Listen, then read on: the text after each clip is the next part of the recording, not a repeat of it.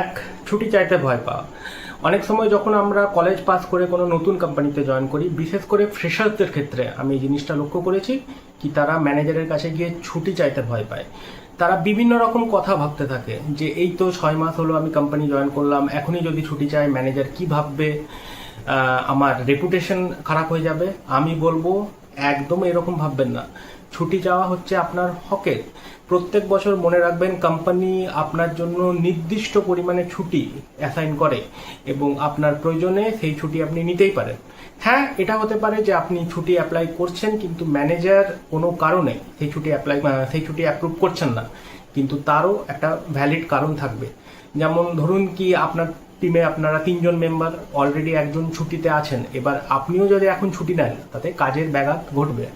কিন্তু বারবার ছুটি চাওয়া সত্ত্বেও যদি ম্যানেজার আপনার ছুটি অ্যাপ্রুভ না করেন, তাহলে সরাসরি গিয়ে ম্যানেজারের সাথে কথা বলুন এবং দরকার পড়লে হিউম্যান রিসোর্সকে ইনভলভ করুন। 2,